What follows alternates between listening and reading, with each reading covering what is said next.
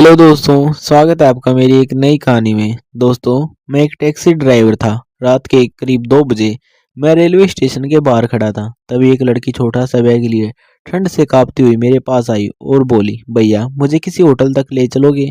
मैंने आसपास देखा, इतनी रात को वहाँ कोई टैक्सी नहीं थी और स्टेशन भी लगभग खाली हो चुका था। मैंने उससे कहा, मैडम इस वक्त ज़्यादातर होटल बंद रहते हैं। अगर आप चाहें तो कुछ देर मेरे घर पर आराम कर सकती हैं।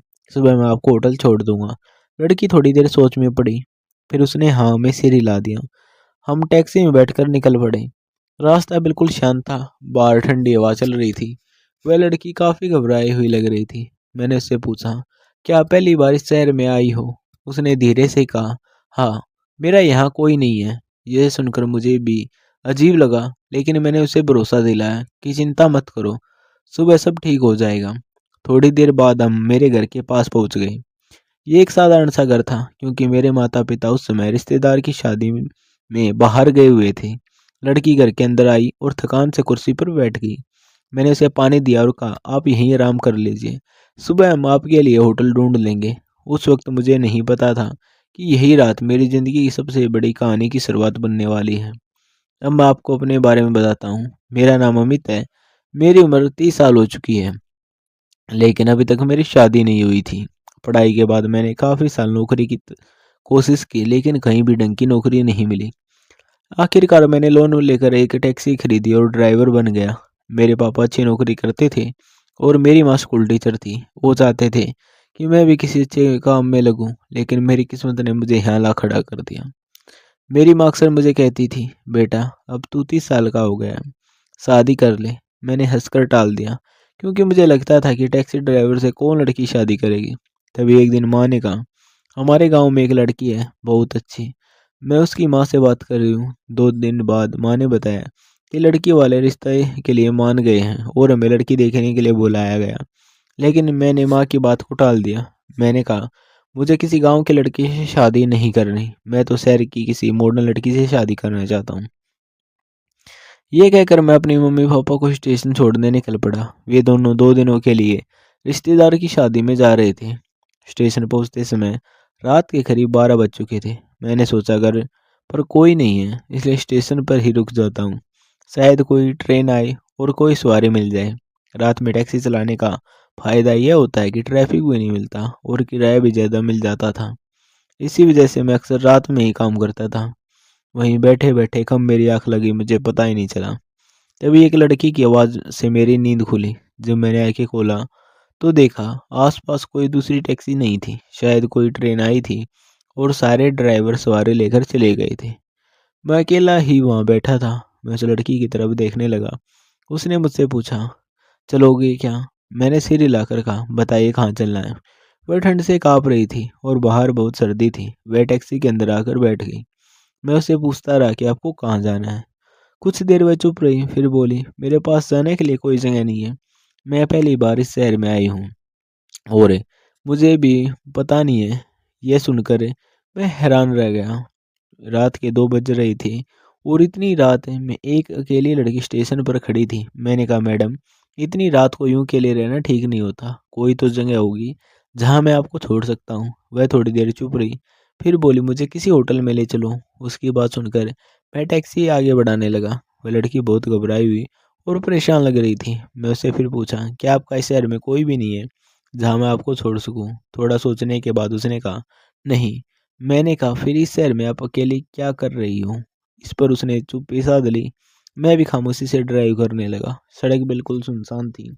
उस लड़की पर से मैं अपनी नज़रें नहीं हटा पा रहा था। लुकिंग ग्लास से उसे देखे जा रहा था। अचानक मैं अपने घर की तरफ मुड़ गया।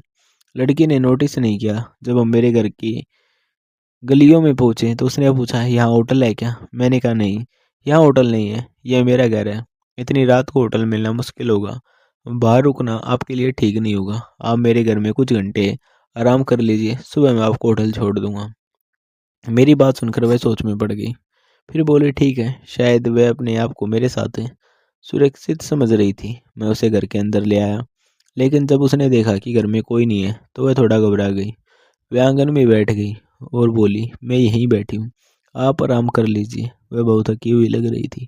शायद बहुत दूर से आई थी। मैंने उससे कहा, आप बहुत थकी हुई लग रही हैं, अंदर कमरे में जाकर आराम कर लीजिए। वह मेरी तरफ देखती हुई अंदर चली गई। उसने कहा, आपका बहुत बहुत शुक्रिया। अगर आपने मदद न की होती तो मैं पता नहीं क्या करती। घर के अंदर जाकर वह थोड़ी सहमी हुई थी, क्योंकि ये वहाँ हम दोनों के अलावा कोई नहीं था। मैं भी असमंजस में खड़ा था। मेरे मन में बहुत सी उलझी हुई बातें चल रही थी। मैं उसके करीब गया, लेकिन फिर खुद को रोक लिया। उस वक्त मेरे अंदर एक अजीब सी बेचैनी थी। मैं खुद से लड़ रहा था कि मुझे गलत नहीं करना चाहिए। वह लड़की अकेली और परेशान थी। कुछ देर बाद वह बाहर आई और चुपचाप बैठ गई। रात काफ़ी बीत चुकी थी। सुबह के करीब 4 बज रही थी। वह बहुत रो रही थी और बहुत डरी हुई थी। तब मुझे एहसास हुआ कि मुझसे बहुत बड़ी गलती हो सकती थी। मैं डर गया था कि कहीं कोई बड़ी मुसीबत न हो जाए। इसी डर में मैंने फैसला किया कि इसे यहाँ से किसी सुरक्षित जगह पर छोड़ दूँ, ताकि कोई और परेशानी न हो। मैंने उसे टैक्सी में बैठाया और शहर की तरफ चल पड़ा। रास्ते भर मैं यही सोचता रहा कि यह सब मेरी ज़िंदगी को बदल सकता है। स्टेशन के पीछे मुझे एक सुनसान सी जगह दिखी। मैंने गाड़ी रोकी और उससे कहा, आप यहाँ से आगे निकल जाइए, यहाँ से स्टेशन पास है। उस वक्त मैं सिर्फ अपने बारे में सोच रहा था और घबराहट में उस लड़की को उसके सामान के साथ वहाँ उतार कर गाड़ी लेकर तेज़ी से घर आ गया। उसके बाद मैं जाकर सो गया, लेकिन सुबह फ़ोन की घंटी से मेरी नींद खुली। माँ का कॉल था। उन्होंने कहा कि कुछ ज़रूरी बात हो गई है, इसलिए हम जल्दी वापस आ रहे हैं। यह सुनकर मैं बहुत घबरा गया। मैंने कहा, माँ क्या हुआ? मैं पहले से ही बहुत परेशान हूँ, कहीं कुछ गड़बड़ तो नहीं हो गई? उन्होंने गंभीर आवाज़ में कहा, घर आकर बताती हूँ। यह सुनकर मेरा डर और बढ़ गया। मुझे लगा कहीं उस लड़की ने कोई शिकायत तो नहीं कर दी। थोड़ी देर बाद मैं उठा, कंबल ओढ़ा और मफलर से चेहरा ढककर साइकिल लेकर उसी जगह पहुंच गया जहाँ मैंने उस लड़की को छोड़ा था। वहाँ पहुंचकर देखा कि वहाँ उसका कोई निशान नहीं था। मैं और ज़्यादा घबरा गया और सोचने लगा, वह आखिर गई कहाँ? वह मुझ पर भरोसा करके टैक्सी में बैठी थी और मैंने ये सब कर दिया। अगर मैं थोड़ा खुद पर काबू रखता तो ये सब न होता। मैं साइकिल लेकर स्टेशन तक गया, लेकिन वह वहाँ भी नहीं मिली। फिर मैं घर लौट आया और बहुत बेचैन हो गया। धीरे धीरे मेरे अंदर पछतावा होने लगा। मैं खुद से गुस्सा कर रहा था। सोच रहा था, अगर मेरी बहन के साथ कोई ऐसा करता तो मुझे कैसा लगता। दिन भर मैं इसी सोच में डूबा रहा। शाम होते ही मेरी माँ घर आ गई। उन्हें देखते ही मेरा दिल जोर जोर से धड़कने लगा। मुझे लगा उन्हें सब पता चल गया होगा। माँ ने मुझसे पूछा, क्या बात है, तुम इतने परेशान क्यों हो? मैंने कहा, मेरी तबीयत ठीक नहीं है। माँ ने कहा, रात को ऐसा क्या हुआ बेटा? यह सुनकर मेरा डर और बढ़ गया। मैं चुप ही रहा। तब माँ ने कहा, मैंने तुम्हारी शादी तय कर दी है और 10 दिनों के अंदर तुम्हारी शादी होगी।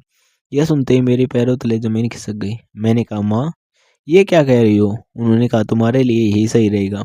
आज से ही मैं शादी की तैयारी शुरू कर दूंगी। मेरी माँ की बातों पर मुझे ऐसा लगने लगा कि उन्हें मुझ पर शक हो गया है। शायद वह सोच रही थी कि मैं गलत रास्ते पर जा रहा हूँ, इसलिए मेरे लिए शादी का फैसला कर लिया। उन्होंने मुझसे सीधे कुछ नहीं कहा, लेकिन शादी की जल्दी देखकर मुझे समझ आ गया कि वह मुझे सही रास्ते पर लाना चाहते हैं। मैं भी उनसे अपनी गलती के बारे में कुछ नहीं कह पाया।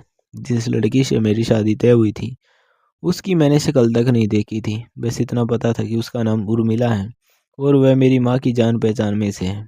लेकिन मेरा मन बार बार उसी स्टेशन वाली लड़की के बारे में सोच रहा था। मैं चाहता था कि वह मुझे एक बार मिल जाए, ताकि मैं उसे माफ़ी मांग सकूं और उसे शादी कर सकूं। मैंने उसे ढूंढने के लिए अपनी ड्यूटी बढ़ा दी।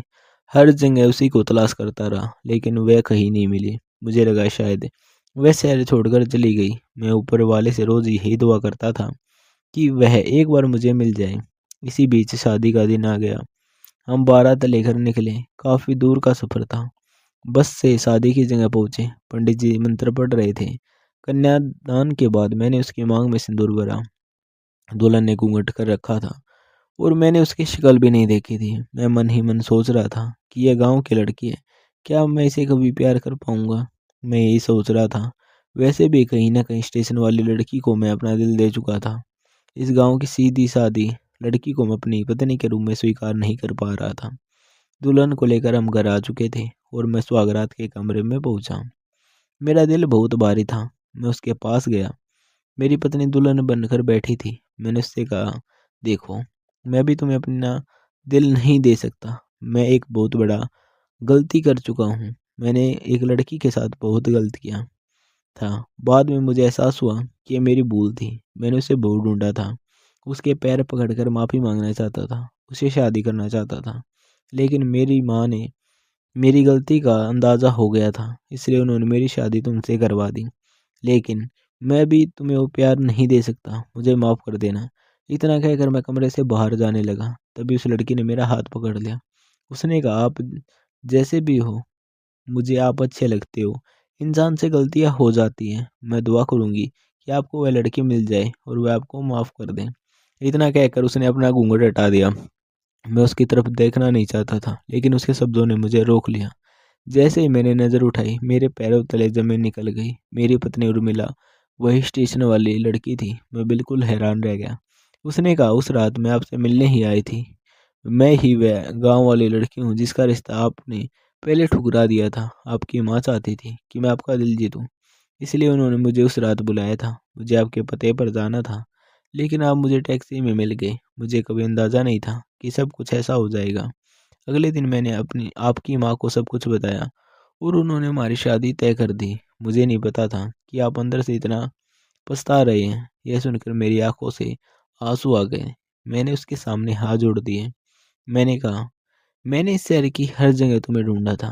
जब तुम नहीं मिली तो मैं बहुत डर गया था। अगर मिल जाती तो मैं तुमसे ही शादी करता। उस रात मैं खुद को संभाल नहीं पाया था। तुम्हें देखकर मेरी समझ काम नहीं कर रही थी। मैंने अपनी ज़िंदगी में तुम जैसी लड़की कभी नहीं देखी। मुझे बहुत अफसोस है कि मैंने कभी तुम्हारा रिश्ता ठुकराया था। ये सुनकर मेरी पत्नी ने मुझे माफ़ कर दिया और हम दोनों एक दूसरे के करीब आ गए। दोस्तों, आपको ये कहानी कैसे लगी? अगर आपको ये कहानी अच्छी लगी हो तो चैनल को ज़रूर ज़रूर सब्सक्राइब करें